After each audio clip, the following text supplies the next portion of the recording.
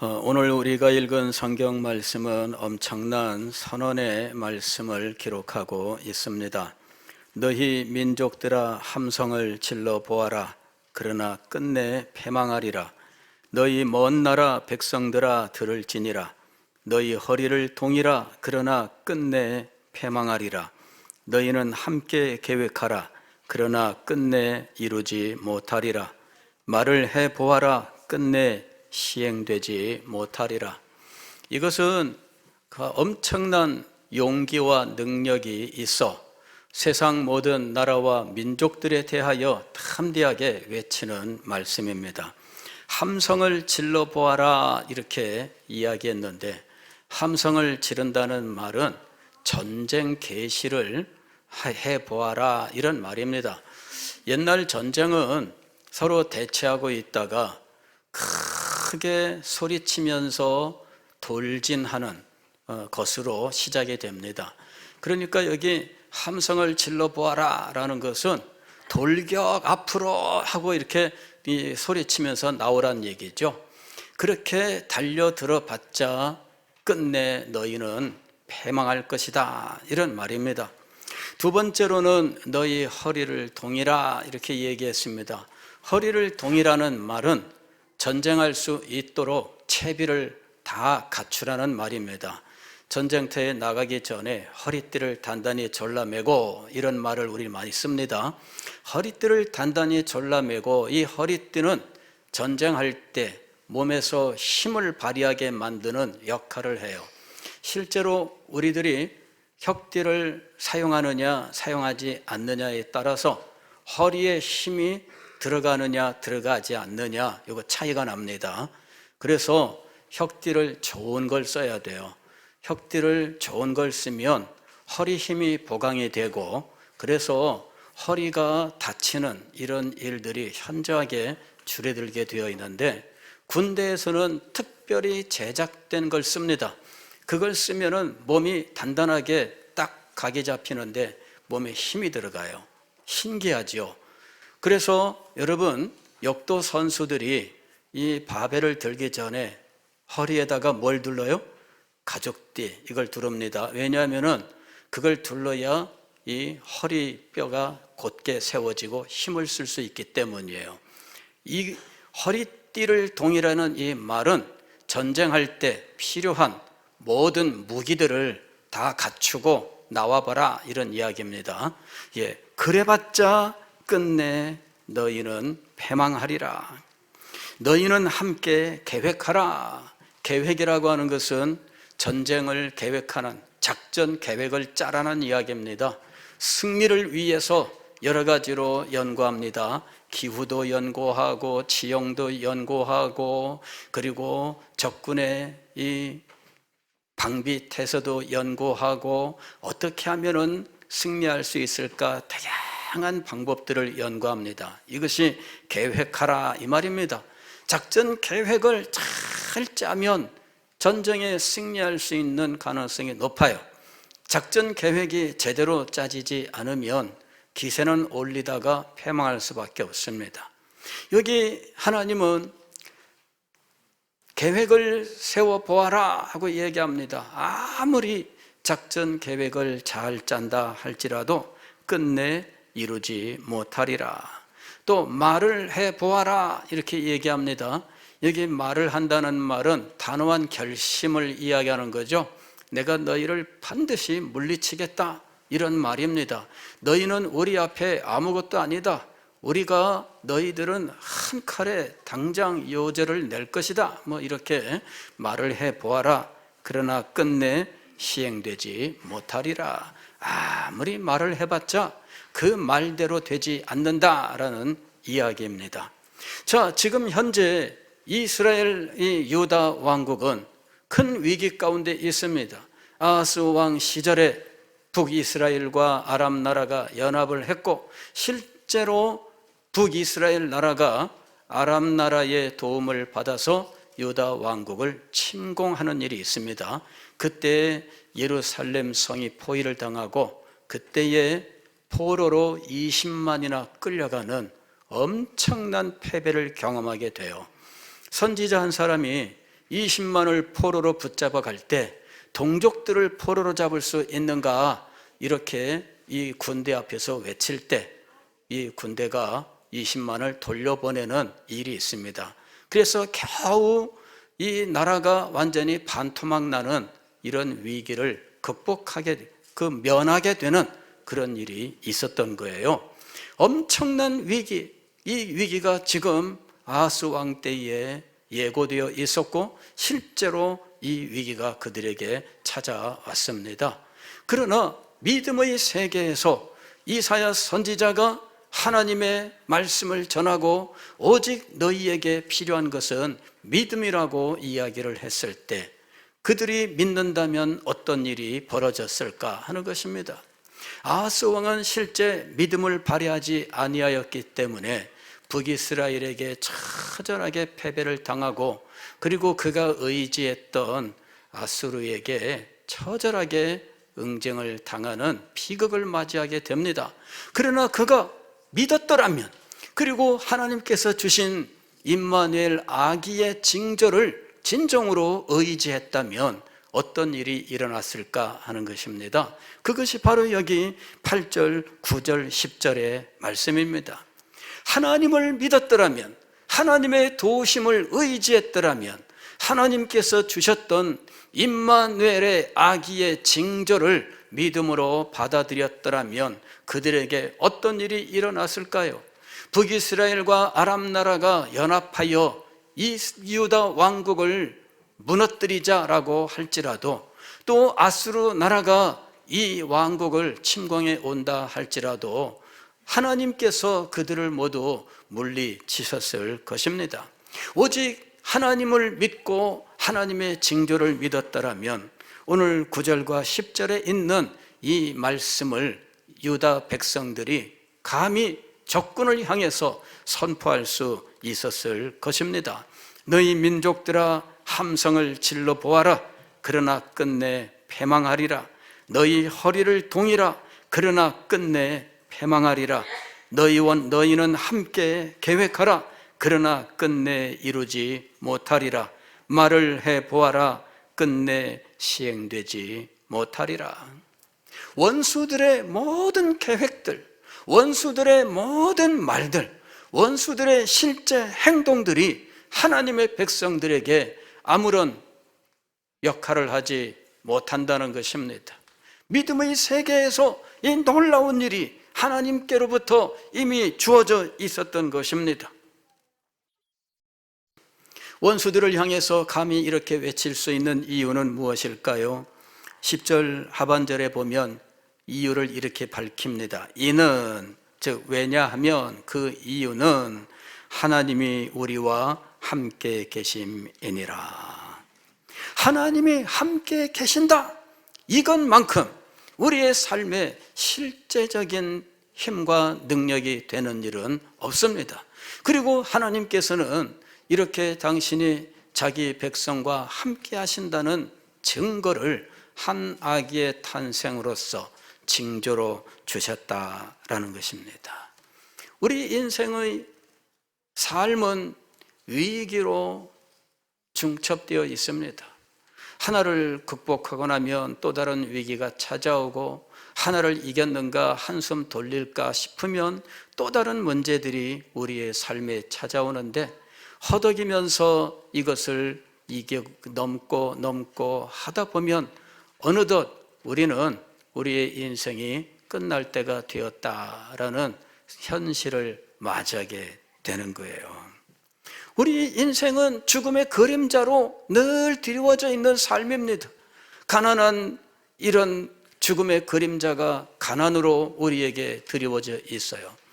물론 현실적으로 현재 우리나라의 경우에는 복지라고 하는 것이 많이 발전을 해서 옛날같이 가난이 생명과 직결되는 이러한 문제들은 많이 개선이 되었어요. 그렇다 할지라도 마음이 절망하여 아주 비극적인 일들이 많이 일어나고 있는 것도 우리의 현실입니다. 그러나 세계로 눈을 돌리면 절대적 가난 속에서 죽어가는 사람들이 얼마나 많은지 몰라요. 이와 같은 문제들이 우리의 인생에 언제나 존재하고 있다는 것입니다. 죽음의 그림자인 질병은 우리에게서 떠나지 않습니다. 나이가 들면 들수록 질병의 문제는 더욱더 심각해요.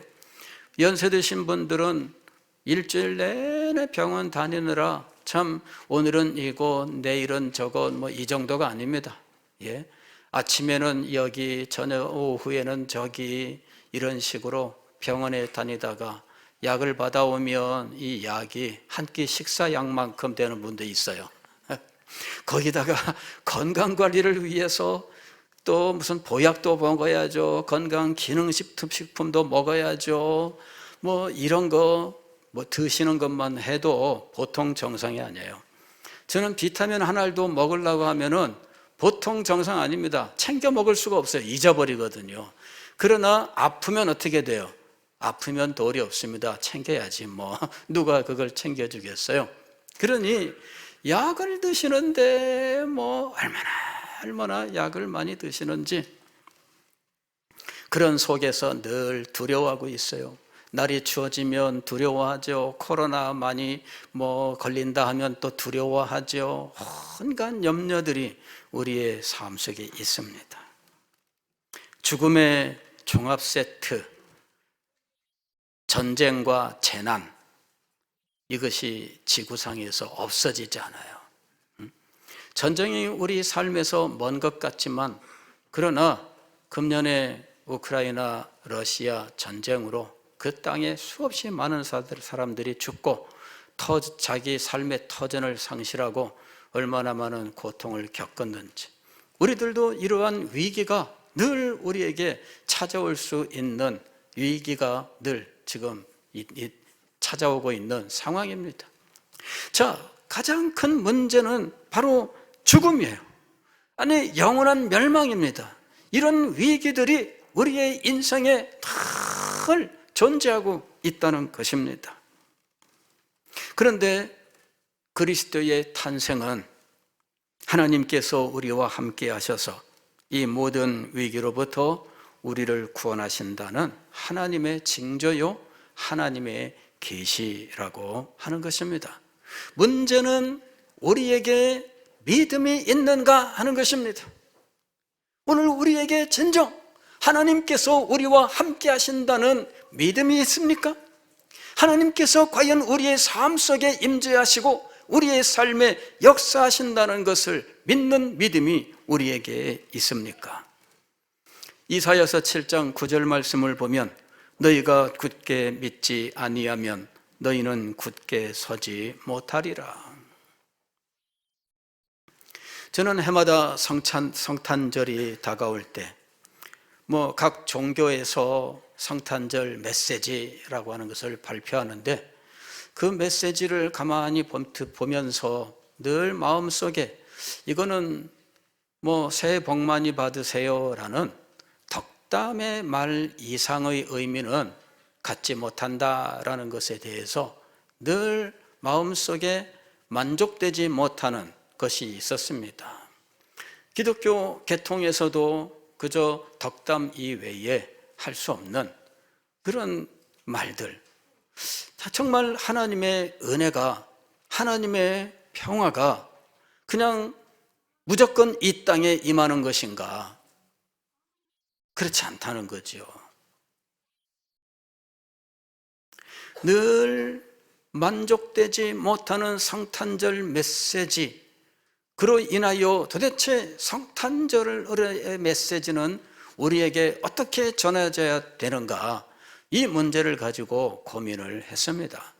그래서 성탄이 단지 기념이 아닌 우리의 삶에 실제적으로 역사하는 무엇인가가 될 수 있는가라는 문제로 고민을 했던 것입니다.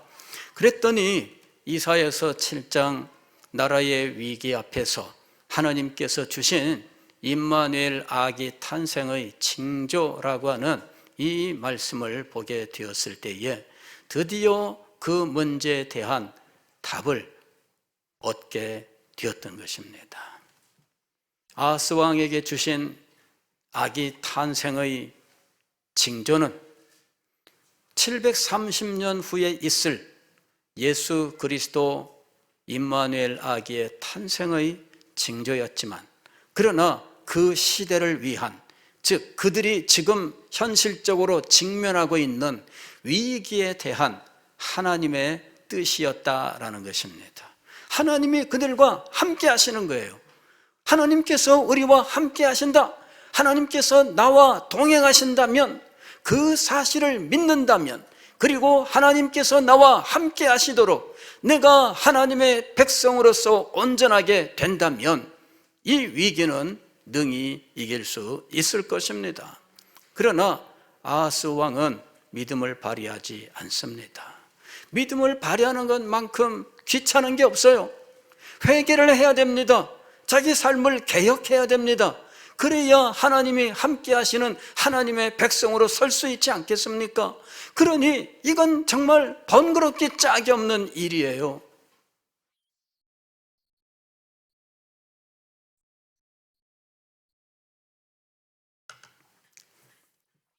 오늘도 마찬가지입니다.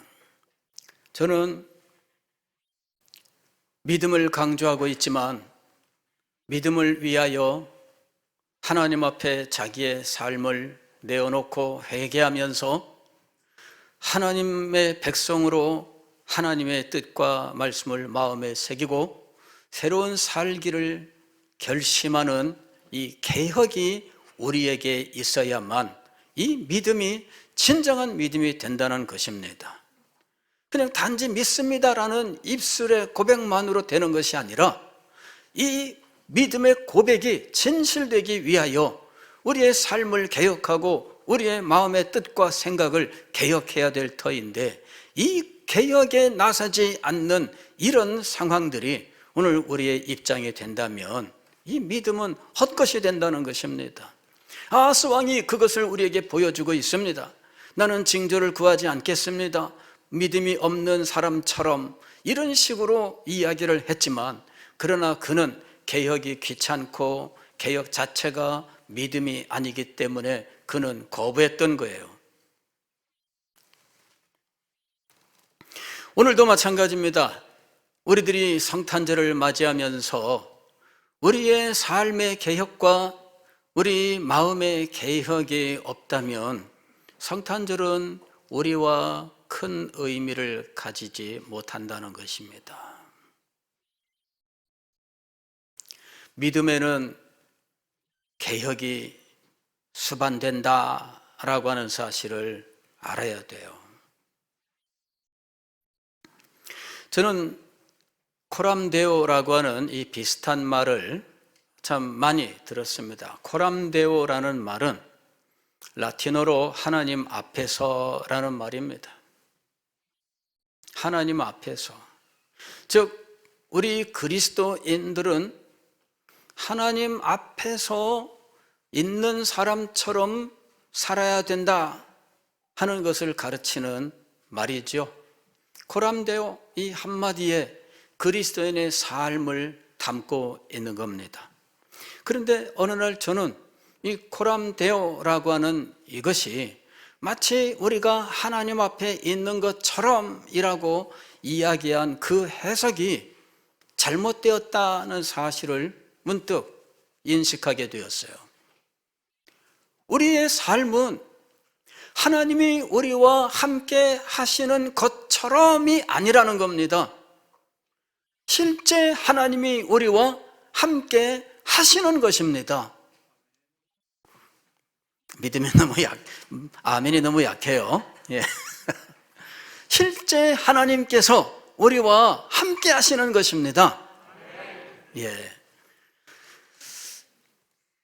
저는 우리 성도 여러분들이 외부 강사하고 오시면 아멘을 잘 하시더라고. 근데 아마 이게 하던 이런 것들이 있나 봐요. 근데 제가 설교할 때는 안 하시더라고요. 그래서 꼭 이렇게 막 짠해야 돼. 억지로 치약 짠해듯이 막.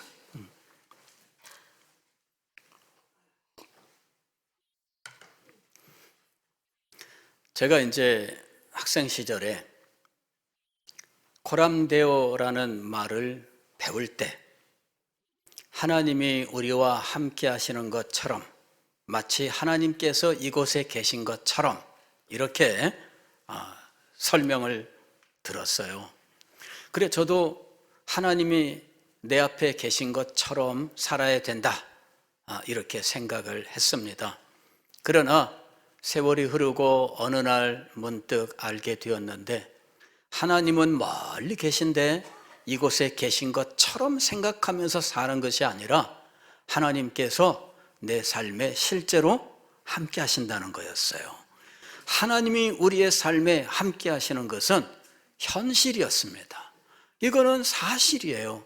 어떤 사람들은 이것을 신비 체험으로 경험하고 싶어서 어떤 이 하나님의 임재를 경험하는 이러한 어떤 종교 행위, 이런 것들을 시행합니다.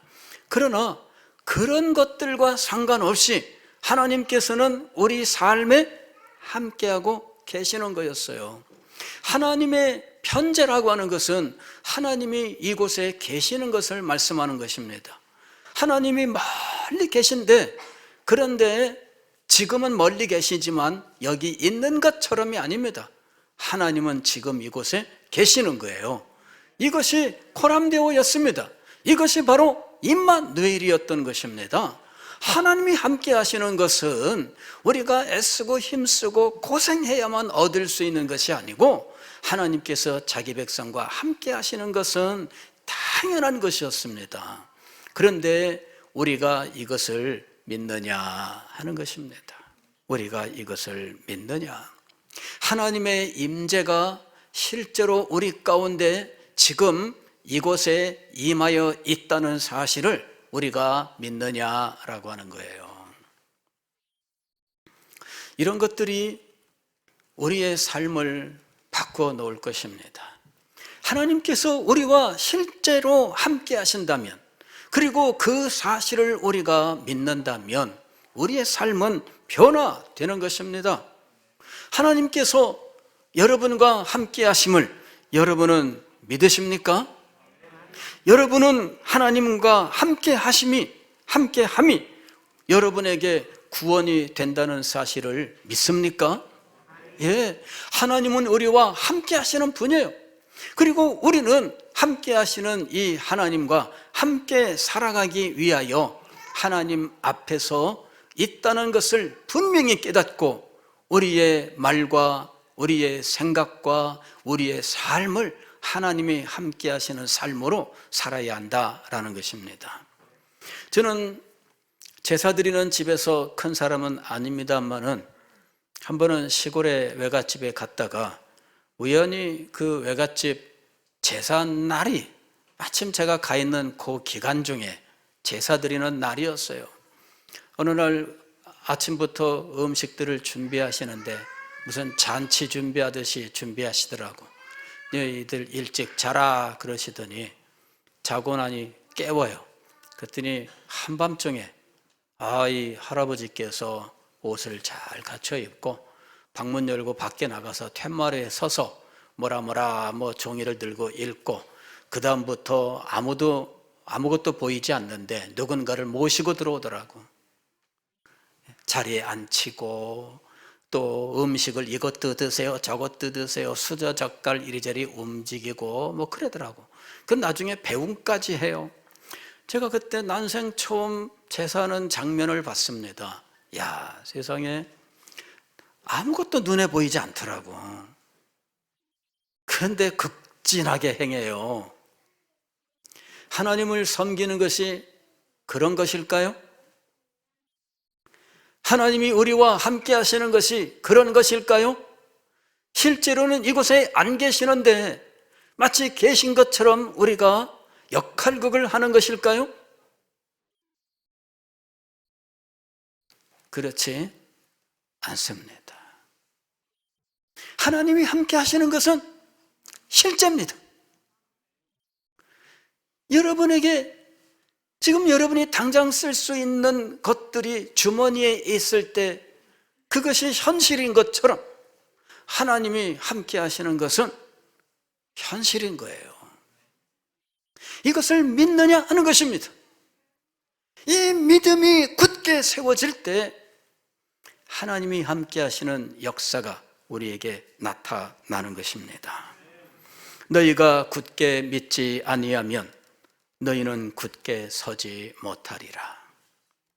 2022년 성탄절을 맞이하면서 우리는 하나님께서 이미 2000년 전에 우리에게 하나님이 함께 하신다는 증거를 가장 확실하게 보여주셨다는 사실을 기억해야 됩니다. 마치 그런 것처럼 연기하거나 흉내내는 것이 아니라 하나님이 우리와 함께 하신다는 사실은 분명히 아기 예수의 탄생 속에서 우리에게 계시가 되었고 우리는 언제든지 확인할 수 있는 것입니다. 그 하나님께서 지금도 우리의 삶에 함께 하시는 줄을 믿습니다. 그 하나님께서 우리의 삶에 역사하시는 줄을 믿습니다. 그리하여 우리로 하여금 민족들을 향하여 원수들을 향하여 우리에게 찾아온 위기들을 향하여 너희는 함성을 질러 보아라 끝내 패망하리라. 너희 허리를 동이라 끝내 패망하리라. 너희는 함께 계획하라 그러나 끝내 이루지 못하리라. 말을 해 보아라 끝내 시행되지 못하리라. 담대하게 외치게 될 것입니다. 그리고 주님께서 우리에게 주시는 승리의 삶을 살아갈 수 있을 것입니다. 오직 그리스도를 믿는 믿음, 한 아기 탄생을 믿는 그 믿음으로 하나님의 임재를 체험하고 승리하는 우리가 될 수 있기를 주의 이름으로 축원합니다. 기도하겠습니다.